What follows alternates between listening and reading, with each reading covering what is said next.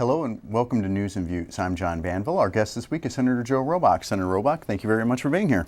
My pleasure. I always really do greatly appreciate the opportunity to not only have the dialogue, but try and let the people at home, who I have the honor and privilege of representing, and anybody else that wants to watch for that matter, tell them a little bit about what's going on here in Albany. And also, as we always do, encourage them if they have any thoughts and ideas on how we can make things a little bit better to, by all means, share that with us at the local office.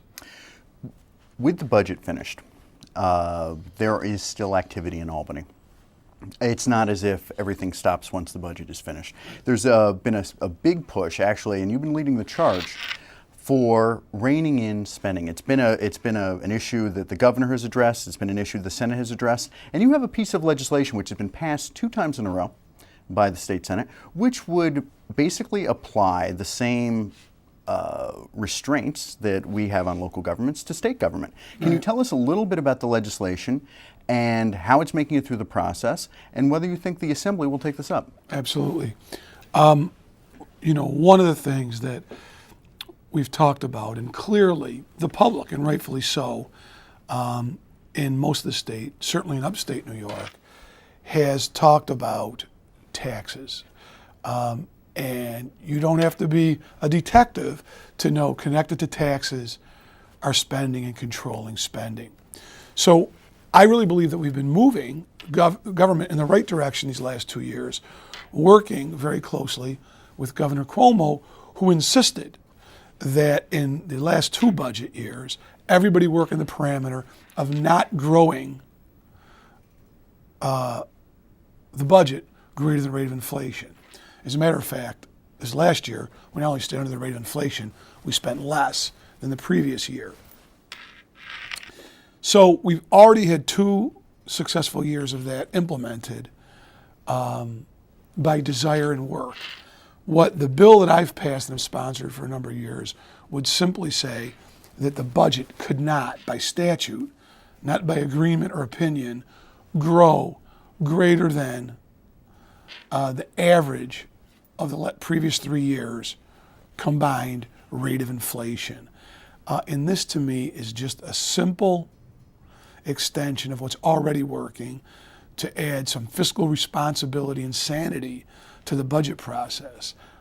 Anyone knows in your personal family budget, or if you run a business, if you continue to spend more money than you have taken in, you are either going to go in the tank, so to speak, or you're going to have to take revenue from somewhere else. And in this case, somehow it's always a tax and a fee, and do that. So what this bill, the main portion of this just says is we're going to cap that at the rate of spending. And I would say this too. We've got a lot of great programs in New York, no doubt, for young people, for old people, for indigent people, for middle class people. We really do. And overall, we have pretty good public safety. We have pretty good health care. We have reasonably good schools. And we want to preserve that. But we cannot continue to grow and grow and grow, whether it's social spending or, spending by even the legislature on too many things. So I think just like working families, people on a fixed income, businesses, we've got to tighten our belt a little intelligently. Will it entail some challenging decisions? Absolutely it could, but it's the exact right thing we need to do. I would make the argument that had we had this in place maybe 30 years ago, New York might not be in the high tax situation it's in now, and it might not even be a topic for discussion. So I was surprised to see, even though the bill passed pretty strongly in the Senate, a number of my colleagues from New York City, about approximately 20 of them, voted against this, which I don't understand. They kept saying that this will cost the state money. Capping spending will not cost money. The money that New York State gets, or any government, comes from people. It's their money. It's the families that we represent. It's the people we represent. it's their money. It's not government's money. So I find that logic so flawed. But in all honesty, that New York City democratic mentality might be exactly why we need to have this, because they almost act like we're taking money away from them that they can't spend and see no correlation from the people that they tax to get it. So we're moving in this direction already. Let's just not make it a good idea. Let's make it the law. And the other piece, real quickly, that's important too, is right now, statute says we can save up to 3% of our overall state spending portion of the budget into a reserve or a rainy day fund. This bill would also enable us to increase that to 10%. So in the event that something catastrophic did happen, we would have money in place rather than have to dramatically cut the program or dramatically raise revenue somehow, which always, again, goes back to the people we represent to do that. So I think this is great. I think the governor's already implemented it, a lot of this, without the legislation in place, but I hope he'll be helpful. And I know the Assembly tends to be a New York City-centric controlled body, but I hope that even, those people will understand the common sense logic of that, and that we can get some movement in that House on this as well. They did vote for a property tax cap. I think it's a little bit hypocritical of us to say that'll be good for local governments, but not for our own level of government. I think another selling point on this, and one that I hope will help move this bill, and I hope it'll get passed. I thank my Senate colleagues for getting that passed this week. There was quite a spirited debate because, as you said, you explained the bill very well, in the fact it's a common sense thing that we're already doing anyway, and you just want to make sure that we continue down that path. But there was a vehement opposition, a stringent opposition from New York City politicians. Mm-hmm. And I was wondering, do you think that will make that more difficult to move it in the Assembly? Or do you think the governor will step in and possibly help? I think that we've had a great working relationship with the governor on these past two budgets, legislation. I hope that would continue, and I think this is important enough. And I hope, with or without the legislation, Governor Cuomo will continue that leadership position of saying that's going to stand pat. But if circumstances change, the governor's not there, different governor perhaps, it makes sense to me to, again, have responsible fiscal policy in place.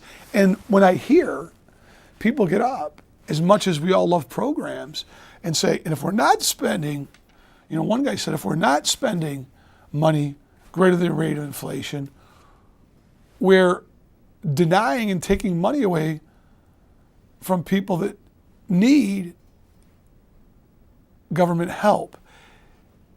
That to me is a very different, you got to finish the sentence. Where are you getting the money from to do that? And given the fact that New York is very generous, I think we have good programs, but we're very generous in our programming, how much we spend in a lot of categories compared to other states. That logic's kind of what got us in the trouble we're in financially. We're starting to turn it around. Let's keep going, but let's also make it the law of the land and not leave it up to the whim of any leaders or fate perhaps, but let's make it a definite, we're going to live within our means. And I think everyday New Yorkers and people in Rochester and Monroe County do that every day. They can't go out and spend more money than they have, or they run their credit card debt up, and we all know that's not good. I'd like to shift gears a little bit. We have been talking for several years on the importance of job creation. And while we've done some good things for job creation as part of the budget and as part of last year's session, that fight to grow jobs in New York State has not stopped. Right. Recently, the Senate worked to pass a series of legislation bills that would hopefully grow jobs in New York State to help bring back our economic comeback. Can you tell us a little bit about some of the highlights of the legislation that was acted on and how you think this will work? And there's no question that the two things I still probably hear even though we work on a host of issues, and sometimes they're individuals to a family or a constituent. But globally, I could say this, that certainly, the two biggest things you hear most frequently is taxes and people's concern with the economy and jobs, if not for them, for their children, so they can stay in our region and have a reasonably good life and career. So we have really always historically tried to do that. I think we're continuing to. And with that in mind, we're always kind of look at how we can work with not only business groups, Rochester Business Alliance, the Business Council of the State of New York, NFIB, Unshackle Upstate New York, as well as colleges, universities, you name it, a wide range of folks to how we can do this. And we put together an omnibus package. And let me just read a few of these. We are eliminating the tax on manufacturers, still a very important part of our economy. And I was very dismayed for the 2 years we went in the minority. My Democratic colleagues in New York City led fight, you had asked that question earlier, put more taxes on manufacturers and small companies, which I do think are job killing and not good, because people can move today. New York has to be competitive. So we eliminated tax on manufacturers, a 20% tax cut for small businesses, a elimination, which I think is a huge thing. Taxes on energy for businesses were increased by my New York City colleagues from across the aisle 500% in the years that they were in control. So they would say, well, that's a fee, that's not a tax. It takes away from the bottom line. If companies have to spend more money on taxes for energy that they have to have, they're going to hire less people. Simple math. We're eliminating that. We also did what's called a brewer's production credit, which is important not only globally to the brewing industry, but for us in Rochester with High Falls, Genesee Brewing, this would impact them dramatically. They had always paid a little bit lower rate on their first, I believe, 200,000 barrels of brewed beverages. A court case from out-of-state vendors actually said that they really couldn't do this, so we're kind of approaching it from a different way and giving them a credit, if you will, to make them whole and have their costs be the same.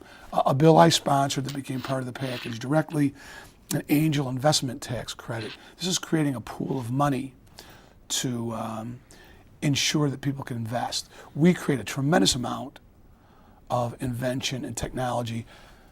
RIT, Center for Manufacturing Studies, Center for Sustainability, Green Technology, the Medical Center at U of R, Biomedical Engineering, as well as private companies. This would give them a credit if people want to invest private money in this for trying to get those startup companies off and, capitalize on that technology to grow jobs right here in Rochester. There's also an unemployment bonus credit that would incentivize employers to hire people off of unemployment, which would address sometimes some of our older or more seasoned people in the workforce.